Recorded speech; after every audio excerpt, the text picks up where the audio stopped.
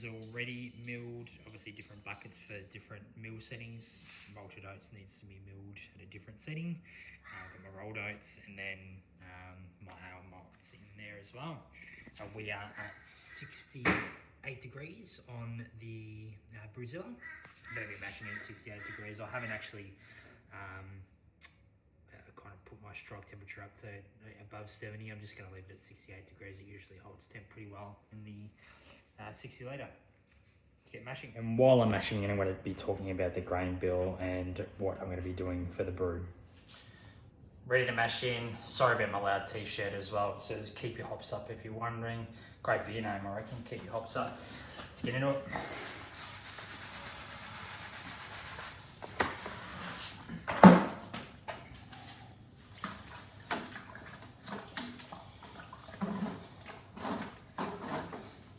So let me talk about everything with this brew. So mash water is literally 25 litres on the dot.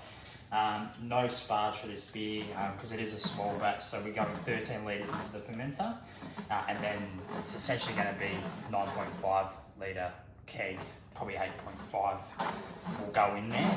Just leave a little bit of headspace there as well. But essentially no sparge. So essentially we're just going to no sparge. We want that alcohol really to shine through. We're mashing in at 68 degrees. I think I've mentioned that already.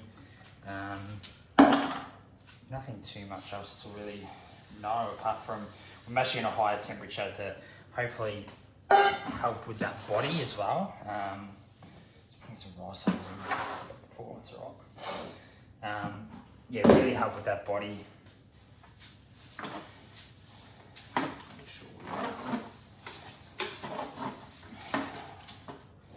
So it should be nice and easy. I mean, you've got a lot of, not much water to not much grain, right? So,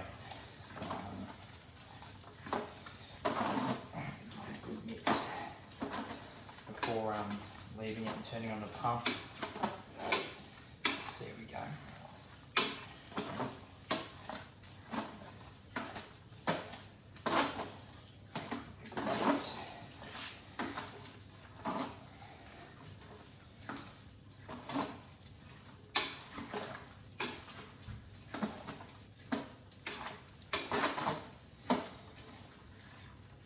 Let's talk about the grain bill. It's probably a good start.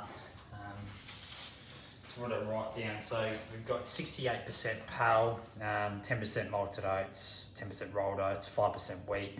Bring 4% lactose in there as well, and the 3% Gladiator to help with that body and head retention as well. As I mentioned, mashing at a high temp.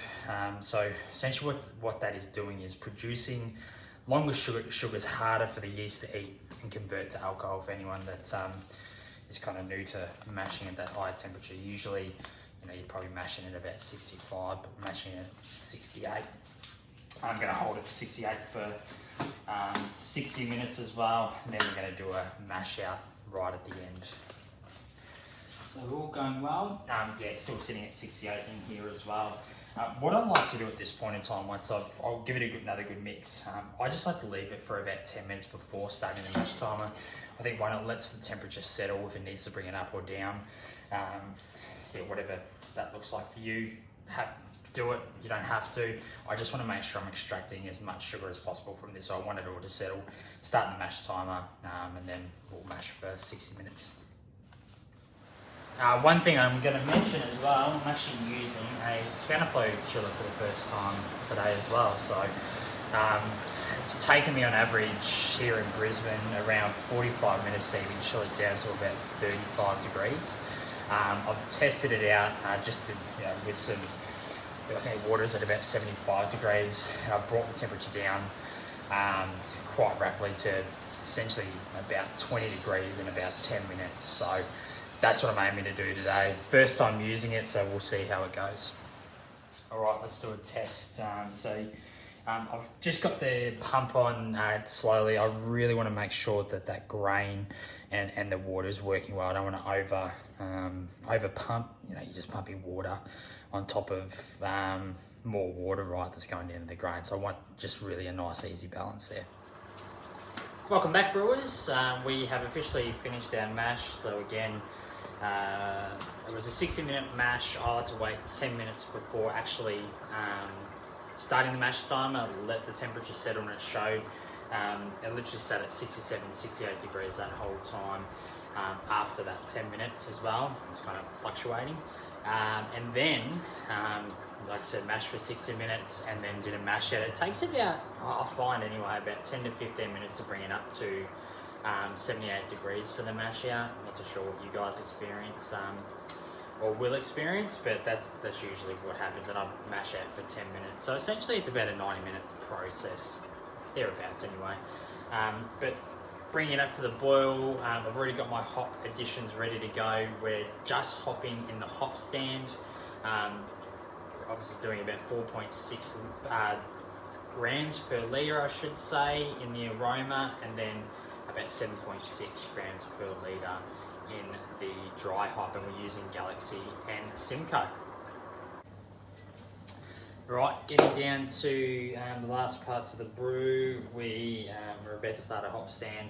I'm going to chill the wort down with the immersion chiller to 76 degrees. And that's where I'm going to get the immersion chiller out, do the hop stand for 20 minutes at 76 degrees. And then, and from after the 20 minutes, we're going to transfer over to the Counterflow chiller, chill the wort straight into the fermenter, pitch our yeast, and I'm going to be dry hopping on day 0 as well. So I'll get those hops ready now. All right, we are now currently using a Counterflow chiller to cool down the wort. Been going for about 5 minutes now. It's definitely much cooler. I've gone straight back into the vessel just to see how it goes. Definitely, it's still saying 74 degrees, but it's definitely not 74 degrees. But I'm just going to go straight to the fermenter and check what it's like out of the invert. Unfortunately, I don't have a thermometer. Mine's broken at the moment. I could check actually what's coming out before chucking it in, but I'm just going to take the risk. But I just poured a sample. Wow. Yeah, definitely cool.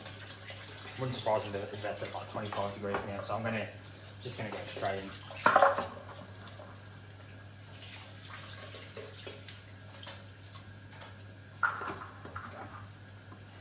Cool. Can't see the vessel down here, but I've got the what am I using? Brewzilla. Using the Brewzilla this brew. So there was about 15 litres. So it was 15 litres into 15 litres left over, but obviously it'll be 13 litres in here. Using Verdant IPA yeast as well. I've taken my sample. It's very see the colour. It's very juicy looking. You can see that. So very juicy looking. It smells amazing. Test the gravity, get the fermentation started. I mentioned it before, I'm doing the dry hop on day 0, so I'm chucking the yeast in and the hops are going to go straight on top. It's going to be fermented under pressure as well. Alrighty, beer is going in. Alrighty, brewers, it's another brew day done. Did all right in the end. I think the Counterflow chiller is definitely worth the investment. Chilled the wort down to about 30 degrees in about 10 minutes. So I went straight in the fermenter and pitched the yeast. A little bit high, but it usually in the fridge anyway, it's down to, generally speaking, from about 30 degrees. In about 2 hours, it gets down to about 20 degrees. So I'm happy with that. Just enjoying a 3806 Passion Mango Sour. Had one before, beautiful colour. Heaps of passion on that nose for sure, which is good. You'd hope so. Real sherbety, nice and sour, good. Original gravity ended up being 1.080, a little bit short, but I always do. But I aimed a little bit higher for this reason as well. So still looking at about, going to be around 8% the beer. Again, it's a small batch too, so something that you're not going to hoe into too much. One too if you want to, but it should last you a while anyway, being so boozy. But yeah, I'll let you know as well when we do the tasting, and we'll go through those tasting notes there as well. But yeah, thanks for watching. Make sure you like, subscribe to the channel. Big things coming this year, Brew Time Brewing. We've got a lager tasting in 3 weeks. I kegged the lager today, so I'll really look forward to posting the lager tasting, and of course the double IPA tasting as well. Cheers to good beers.